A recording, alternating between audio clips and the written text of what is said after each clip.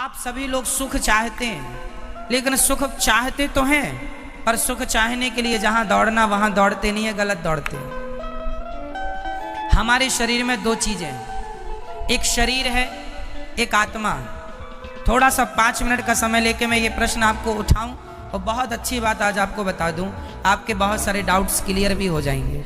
सुनो, हमारे शरीर और आत्मा अलग है, ये तो हम पहले भी आपको 1000 बार बता चुके हैं। आगे सुनो इससे। क्या हम आंखों से देख सकते, आंखों से सुन सकते हैं? नहीं। क्या कानों से देख सकते हैं? नहीं। क्या हम नाक से खा सकते हैं? समझो, ईश्वर ने सब चीजें अलग अलग बनाई हैं। देखने के लिए आंखें हैं, सुनने के लिए कान। आंखों से सुन नहीं सकते, कानों से देख नहीं सकते, अलग है ना। उसी प्रकार शरीर का सुख है संसार। शरीर का सुख क्या है? संसार क्या है? शरीर का सुख, गाड़ी, बंगला, पत्नी, पुत्र, परिवार, ये कहां का सुख है? शरीर का। अब रही आत्मा की बात, तो आत्मा का सुख किससे है? समझो, सिद्धांत को समझो, साइंस को समझो। चलो मैं साइंस से जोड़ता हूं इस सब्जेक्ट को।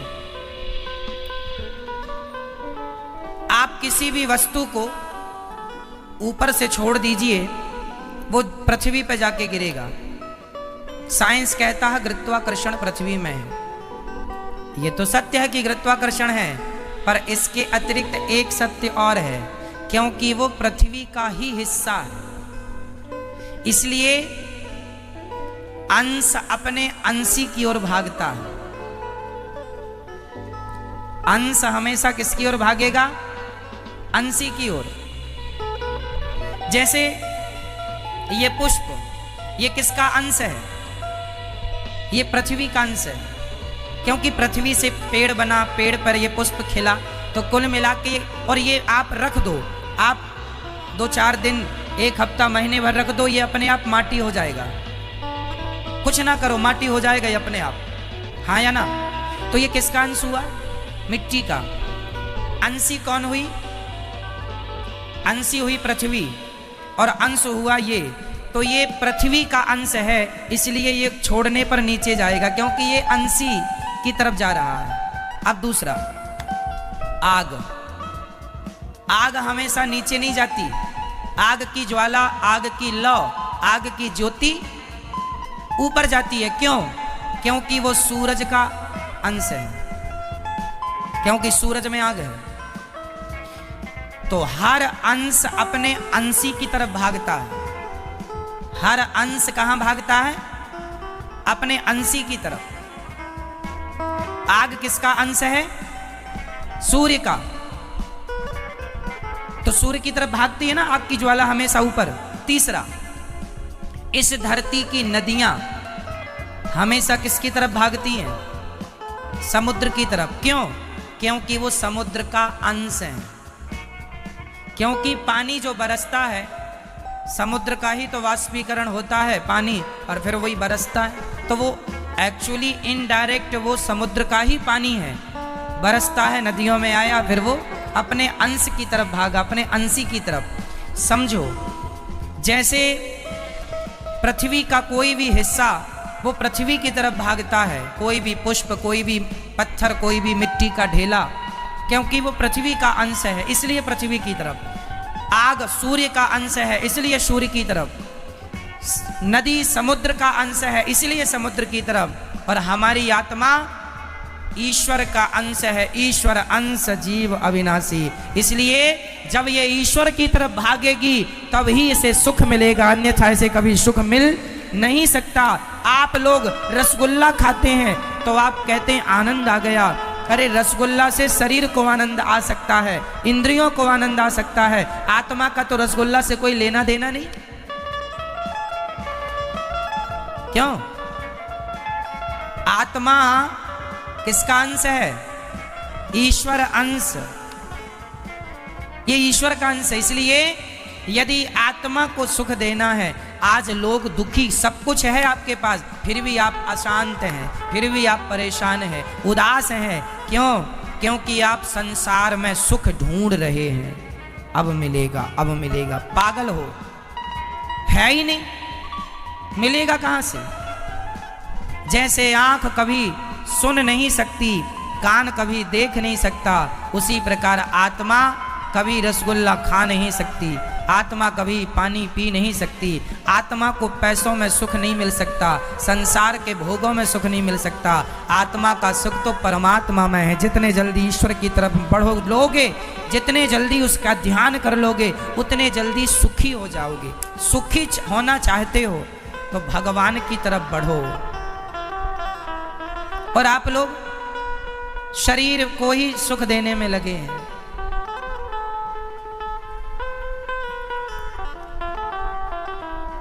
शरीर, इसलिए शरीर जो है ये संसार की तरफ ले जाता है आपको। क्यों ले जाता है? क्योंकि शरीर संसार से बना है। संसार में 5 चीजें हैं, पृथ्वी, जल, वायु, अग्नि, आकाश, और ये 5 चीजों से आपका शरीर बना है। तो आपका शरीर आपको संसार की तरफ ले जाता है, क्योंकि संसार से बना है।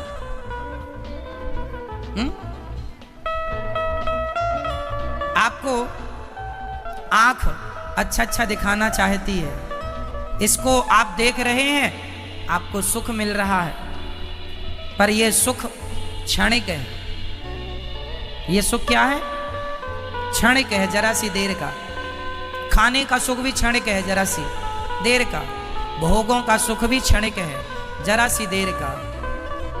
आप जरा सी देर के सुख के पीछे सारी जिंदगी लगाए हैं, सारी जिंदगी। आपको लगता है अरे वो करोड़पति बन गया, मैं भी बन जाऊंगा, मुझे भी सुख मिलेगा। सब करोड़पति बन रहे हैं। पूछ लो करोड़पतियों से वो कितने सुखी हैं। सुख संसार में नहीं मेरी मां।